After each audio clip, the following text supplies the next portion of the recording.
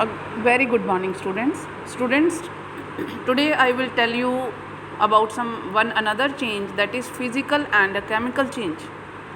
I hope all of you have heard this word before also, but I will explain you now physical and chemical changes. Physical change, the change in which no new substance is formed.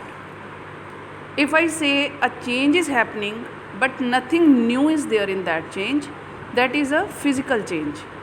So now you are having a lot of ideas in your mind about the physical change. I am also having some few examples to share with you. For example, if I tear a piece of a paper, first I was having a plain sheet of a paper, now I have torn it.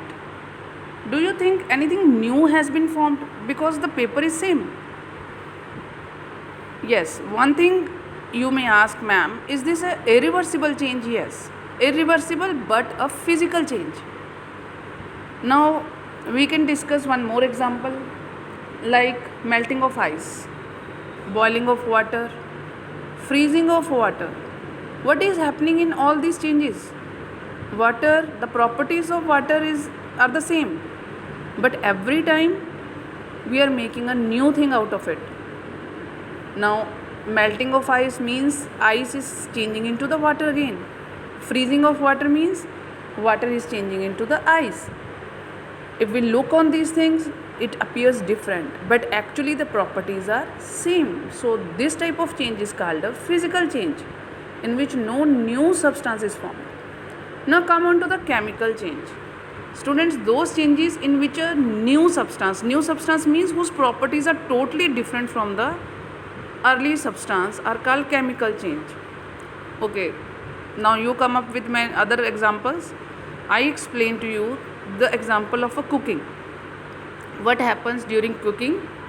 The color, the appearance, everything changes, even the hardness.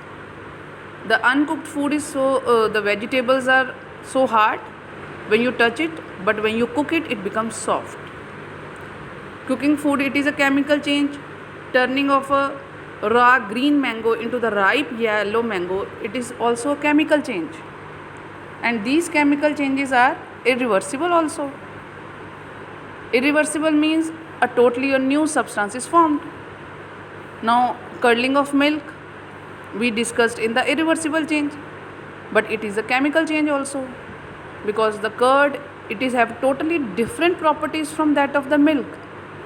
I cannot mix these two changes. So this is also a chemical change. I know many of you are having many things in your mind, and you are having many more examples in your mind of the chemical change. Now students, I will discuss with you the questions. We have already done 5 questions till now. Now you will write question number 6 in your copies. What are physical and chemical changes? The same thing which I have discussed with you. Physical change, the change in which no new substance is formed, is called a physical change. For example, melting of ice, blowing of a balloon. The same thing again comes back.